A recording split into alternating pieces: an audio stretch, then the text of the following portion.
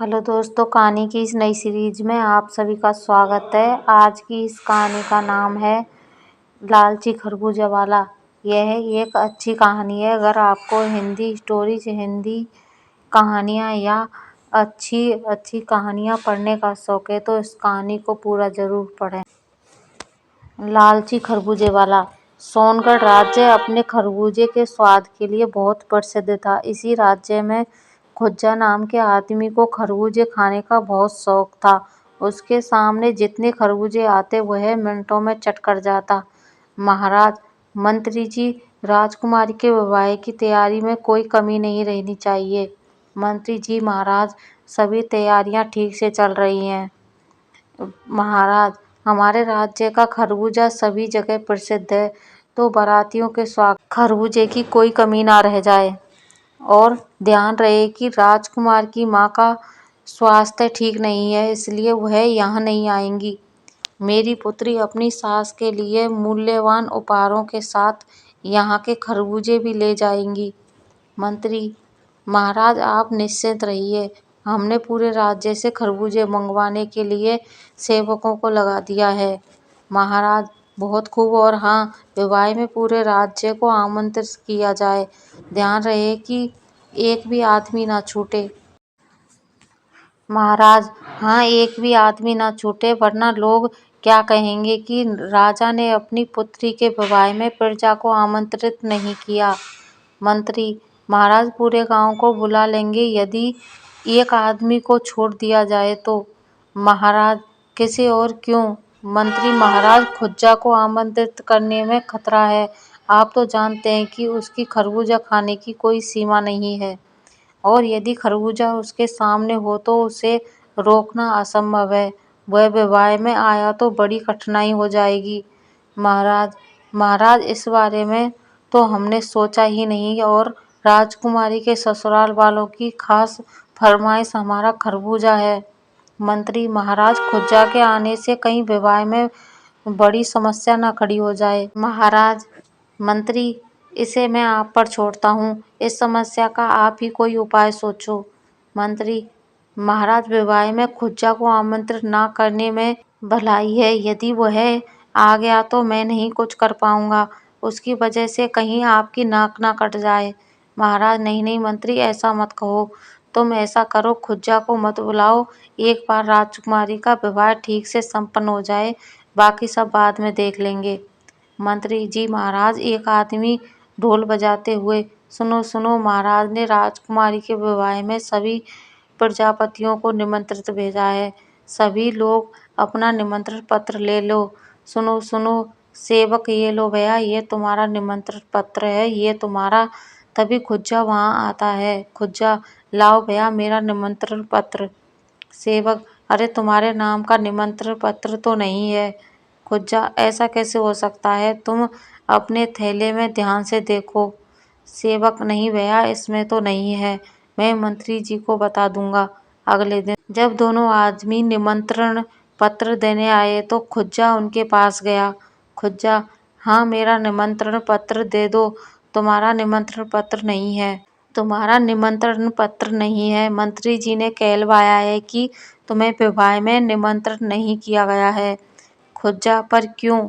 सेवक, मैं नहीं जानता। और हाँ, मंत्री जी का एक और संदेश है तुम्हारे लिए कि इस बारे में तुम्हें उनके पास या महाराज के पास जाने की कोई आवश्यकता नहीं है। वे लोग राजकुमारी के विवाह की तैयारी में बहुत व्यस्त हैं।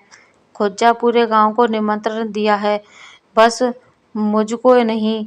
यह तो अन्याय है, सरासर अन्याय है। खुज्जा की पत्नी, क्या हुआ जी? आपका मुंह क्यों उतरा हुआ है? किसी ने कुछ कहा क्या? कुछ तो बोलो। खुज्जा, महाराज ने पूरे गांव को निमंत्रण दिया है, पर बस छोड़कर। पत्नी, अरे बस इतनी सी बात, राजकुमारी का विवाह है, सबको 100 काम है। हो सकता है कि मंत्री जी भूल गए हों। आप कल जाकर उन्हें याद दिला देना। खुज्जा, नहीं नहीं, ऐसा नहीं है। निमंत्रण पत्र देने वाले सेवक ने बताया है कि हमें जानबूझकर नहीं बुलाया है और उनके पास जाने के लिए भी मना किया है। पत्नी, ठीक है तो हम नहीं जाएंगे। यदि वो हमारा सम्मान नहीं कर सकते तो बिन बुलाए वहां जाकर हम अपमान नहीं करवाएंगे। खुज्जा, हाँ तुम ठीक कह रही हो। मंत्री, सुनो, पूरे राज्य में जितने भी खरबूजे हैं उन्हें लेकर पुराने भंडार गृह में रखवा दो और एक आदमी को उनकी रखवाली के लिए लगा दो। सेवक जी, मंत्री जी, एक समस्या और है। मंत्री, कैसी समस्या? सेवक, यदि राज्य के किसान अपनी मर्जी से खरबूजे ना दे तो क्या उनके साथ जबरदस्ती करना ठीक रहेगा? मंत्री, किसान देंगे क्यों नहीं भाई? राजकुमारी का विवाह है और हमारे राज्य का खरबूजा हमारी आन बान है। इतना स्वादिष्ट फल हमारे आसपास के राज्यों में तो क्या दूर दूर तक नहीं है। सेवक, मंत्री जी, वो बात तो ठीक है, पर आप तो जानते हैं कि हमारे राज्य के खरबूजे की मांग दूर दूर तक रहती है। हर वर्ष किसान बड़ी मात्रा में इसका निर्यात करते हैं, उसे कैसे रोका जाए? मंत्री, हम ऐसा करो, खरबूजे के निर्यात पर रोक लगा दो, राज्य की सीमा पर पहरेदारी लगवा दो। एक भी खरबूजा सीमा पार ना हो जाए तो थक हार कर किसानों को सारे खरबूजे देने ही पड़ेंगे। सेवक जी, ये सही रहेगा। मंत्री, बारात 2 दिन तक हमारे राज्य में रुकेगी और बारातियों का स्वागत हमारे खरबूजे से ही होगा, तो इसकी कोई कमी नहीं होनी चाहिए। पत्नी, सुनिए जी, ये लो पैसे और बाजार से 1 किलो प्याज ले आओ। खुज्जा बाजार में गया। खुज्जा, ए भैया 1 किलो प्याज देना। तभी उसे खरबूजे वाला दिखा, वो उसके पास गया। खुज्जा, हम बहुत बढ़िया हैं भाई, खरबूजे देना, सब पैसे का दे दो। खरबूजे वाले ने 5 खरबूजे दे दिए। तभी बहुत सारे सिपाही आए और बाजार के सारे खरबूजे एक गाड़ी में रखने लगे। सिपाही, अरे तुम लोगों को सारे खरबूजे हमें देने हैं, एक भी खरबूजा किसी को नहीं देना। मंत्री जी से इसका उचित दाम आकर ले लेना। खुज्जा ने ये सब देखा तो वहां से फौरन भाग गया और घर का दरवाजा बंद करके फटाफट खरबूजे खाने लगा। पत्नी, अरे ये क्या कर रहे हो आप? प्याज कहाँ है? खुज्जा ने उसे हाथ से रोकने का इशारा दिया। जब उसने सारे खरबूजे खा लिए तो पेट पर हाथ फेरते हुए तेज डकार लेते हुए बोला, खुज्जा, अब बोलो तुम क्या कह रही थी? पत्नी, अजी मैं पूछ रही थी प्याज कहाँ है? खुज्जा, प्याज? कौन से प्याज? वही लेने तो बाजार गया था ना। पत्नी, वही लेने तो आप बाजार गए थे ना, पैसे पैसे कहाँ हैं? खुज्जा, पैसे उनके तो मैंने खरबूजे ले लिए। तुम्हें पता है महाराज के आदमी आए और बाजार से सारे खरबूजे ले गए। बोले कि महाराज के अगले आदेश तक ये किसी को नहीं मिलेगा। अब तुम ही बताओ, महाराज के आदेश तक मैं बिना खरबूजे के कैसे रहूंगा? कुछ तो करना पड़ेगा, कहकर वो अंदर चला गया। पत्नी, ये और उनके खरबूजे किसी दिन मेरी जान ले लेंगे। खुज्जा खिड़की से देखता है कि उसके सामने वाला परिवार सज धज कर जा रहा था। औरत, सुनिए जी, राजकुमारी की बारात सुबह ही आ गई है, जल्दी चलिए वरना भोज के लिए देर हो जाएगी। आदमी, हाँ हाँ चल रहे हैं। औरत, सुनिए, मैं कैसी लग रही हूँ? ये साड़ी मैंने मायके से आज के लिए विशेष तौर पर मंगाई है। आदमी, अच्छी लग रही है। औरत, कौन, मैं या साड़ी? आदमी, अरे दोनों, अब जल्दी चलो वरना देर हो जाएगी। वो दोनों चले जाते हैं। थोड़ी देर बाद लोग एक खरबूजे से भरी गाड़ी को धकेल कर ले जा रहे थे। खुज्जा ने खिड़की से देखा तो उसके मुंह में पानी आ गया। खुज्जा, हम खरबूजे की खुशबू तो कमाल की है। अगर मैं इसमें से खुज्जा बाहर जाने के लिए दरवाजा से निकला। पत्नी, अरे आप कहाँ जा रहे हो? खुज्जा, एक काम याद आ गया, अभी निपटा कर आता हूँ। पत्नी, हाय, आपको ऐसा कौन सा काम याद आ गया? खुज्जा, कहा ना अभी आया। पत्नी, ठीक है, पर घूमते घामते बिन बुलाए कहीं राजमहल के भोज पर ना पहुंच जाना। खुज्जा, नहीं नहीं, मुझे अपने सम्मान की चिंता तुमसे अधिक है, कहकर वो चला गया। वो छिपकर गाड़ी का पीछा करने लगा। खुज्जा, कोई आदमी नहीं दिख रहा, पूरा गांव सूना पड़ा है, सब लोग राजकुमारी के विवाह में लगे हैं। दोनों आदमी गाड़ी को धकेलकर सूनी जगह पर ले गए। खुज्जा, अच्छा, पुराने भंडार गृह में खरबूजा छिपाया है। ये मंत्री की दिमाग की करामात लगती है। एक आदमी वहां पहरा दे रहा था। आदमी, ये भैया, हम दोनों पानी पीकर अभी आते हैं, आकर सारे खरबूजे भंडार गृह में रखेंगे। पहरेदार ने हाँ में सिर हिलाया। दोनों आदमी वहां से चले गए तो पहरेदार भी अंगड़ाई लेते हुए बैठ गया। खुज्जा छिपता छुपाता आया है और 4-5 खरबूजे उठाकर दबे पांव वहां से भाग गया। थोड़ी दूर जाकर एक पेड़ के नीचे बैठकर खुज्जा, ये खरबूजे यहीं खा लेता हूँ, अगर भगवान ने देख लिया तो पूरी कहानी समझ जाएगी और लड़ेगी। खुज्जा ने घूंसे मारकर खरबूजे तोड़े और सब जल्दी जल्दी खा गया। खाने के बाद उसने हाथ चाटे। खुज्जा, मजा आ गया, चोरी के खरबूजे का स्वाद ही अलग है। अगले दिन खुज्जा खिड़की से गांव वालों को सज धज कर विवाह में जाते हुए देख रहा था। पत्नी, अजी आप भी क्या सबको देख रहे हो? चलिए भोजन खा लो। खुज्जा हाँ में सिर हिलाकर भोजन करने बैठा। पत्नी, देखिए मैंने आपकी पसंद की आलू की भाजी और गर्मा गर्म पूड़ी बनाई है, आपको पसंद है ना? हाँ, ये लो अचार और चटनी, भोजन करिए ना। खुज्जा, वो दिखाई नहीं दे रहा है, वो कहाँ है? पत्नी, क्या? खुज्जा, खरबूजा। अरे तुम्हें तो पता है मैं उसके बिना भोजन नहीं करता। पत्नी, आपको भी तो पता है ना, राज्य के सारे खरबूजे महाराज ने राजकुमारी की बारातियों के लिए मंगवाए हैं। जब तक बारात वापस नहीं जाएगी हमें खरबूजा नहीं मिलेगा। अब आप छोड़िए नास मीठे खरबूजे को, देखिए मैंने आपके लिए क्या सब बनाया है, खाइए ना। खुज्जा चुपचाप खाने लगा। खुज्जा, खरबूजे के बिना तो निवाला अंदर ही नहीं जा रहा। पत्नी, मैं पानी लेकर आती हूँ। उसके जाते ही खुज्जा घर से निकला और सीधा पुराने भंडार गृह पास पहुँच गया। एक आदमी ने भंडार गृह से खरबूजे गाड़ी में रखे और गाड़ी लेकर चला गया। दूसरा आदमी बाहर पहरेदारी करने लगा। खुज्जा, ये मंत्री भी बड़ा सनकी आदमी है, खरबूजों की पहरेदारी कर रहा है, कहता हुआ वो वहीं बैठ गया और सो गया। उसके खर्राटे की आवाज गूंजने लगी।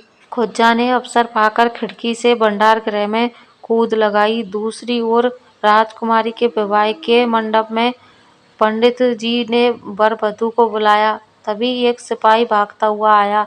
सिपाही, महाराज महाराज महाराज, क्या हुआ? सब ठीक है? सिपाही, अरे महाराज, राजकुमार की माँ आई है, वे द्वार पर हैं। महाराज दौड़ते हुए उनके स्वागत के लिए गए। महाराज, महारानी जी, आप यूं अचानक, आपका स्वास्थ्य तो ठीक है ना? महारानी, महाराज, बेटे का विवाह है, इसलिए बारात निकलने के बाद मेरा मन नहीं माना और मैं पीछे पीछे आ गई। मुझे उम्मीद है मेरे यहाँ अचानक आने से आपको कोई समस्या तो नहीं हुई है। महाराज, नहीं नहीं महारानी, ये आप कैसी बात कर रही हैं? आपके बेटे का विवाह है। सभी मंडप में चले गए। राजकुमारी और राजकुमारी का विवाह संपन्न हुआ। महाराज, मंत्री जी, महारानी और बाकी लोगों के लिए खरबूजे मंगवाइए। मंत्री जी, महाराज। एक आदमी गाड़ी लेकर भंडार गृह पहुंचा। गाड़ी की आवाज से पहरेदार उठकर खड़ा हो गया। सिपाही, दरवाजा खोलो। दरवाजा खुलते पर उन्होंने कमरे में केवल खरबूजे के छिलके बिखरे देखे। उनके बीच में खुज्जा बड़े मजे से खरबूजे चाट चाट कर खा रहा था। उन्हें देखकर उसने लंबी डकार ली। पहरेदार, अरे ये कहाँ से घुस गया आदमी? भाई, ये तो सारे खरबूजे खा गया, अब क्या होगा? महाराज मुझे मृत्युदंड दे देंगे। पहरेदार, ना ना, ऐसा मत कहो। आदमी, मैं वहाँ खाली हाथ नहीं जाऊँगा। जब बहुत देर तक वो आदमी नहीं आया तो मंत्री ने दूसरे आदमी को भेजा, वो भी नहीं आया। तीसरे आदमी को भेजा पर वो भी नहीं आया। मंत्री, बहुत देर हो गई है, माजला क्या है, कहीं महाराज क्रोधित न हो जाएं। तभी महाराज ने मंत्री को फिर संकेत दिया तो वो खुद भंडार गृह की ओर चला गया, पर वो भी नहीं आया। इतनी देर होने पर महाराज मुख्य रसोइये के पास गए। महाराज, इतनी देर हो गई, महारानी के लिए खरबूजा अभी तक क्यों नहीं आया? रसोइया, महाराज मैं नहीं जानता, मंत्री जी खुद भंडार गृह गए हैं, तभी पीछे से महारानी गई। महारानी, शांत हो जाइए महाराज, इतना क्रोधित होना ठीक नहीं है। आपने विवाह का प्रबंध बहुत अच्छा किया, रही खरबूजे की बात तो कोई बात नहीं, फिर कभी चख लेंगे। महाराज ऐसा मत कहिए महारानी, खरबूजा अभी 5 मिनट आएगा। महाराज ने रसोइया को देखा तो उसने सब कुछ बता दिया। सुनकर महारानी हंसने लगी। महारानी, महाराज आप भी ना चलिए, हम खुद भंडार गृह की ओर चलते हैं। इसी बहाने आपका राज्य भी देख लेंगे और हमारी सैर भी हो जाएगी। सभी भंडार गृह पहुंचे तो देखा मंत्री और बाकी लोगों ने खुज्जा को रस्सी से बांध रखा था। भंडार गृह की हालत देखकर महाराज हैरान हो गए। मंत्री, महाराज आप यहाँ? महाराज, मंत्री, ये क्या देख रहा हूँ? मंत्री, महाराज ये खुज्जा ना जाने कैसे घुस गया, सारे खरबूजे खा गया। महारानी, एक अकेला आदमी इतने खरबूजे खा गया? मंत्री, जी महारानी। सुनकर महारानी हंसने लगी। महारानी, महाराज लगता है आपके राज्य के खरबूजे का स्वाद हमारे भाग्य में नहीं, अब इस बेचारे को छोड़ दीजिए। महाराज ने मंत्री को संकेत दिया तो खुज्जा की रस्सियां खोल दी गईं। रस्सी खुलते ही खुज्जा पीछे की ओर भागकर कोने में छिपता हुआ खरबूजे उठाकर ले गया और महारानी को देने लगा।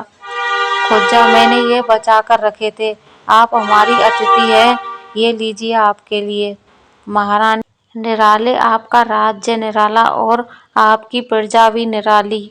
दोस्तों, ये बेड टाइम स्टोरी आपको कैसी लगी, नीचे कमेंट में हमें ज़रूर बताइएगा। कहानी को पूरा पढ़ने के लिए शुक्रिया। कहानी को लाइक करें, शेयर करें।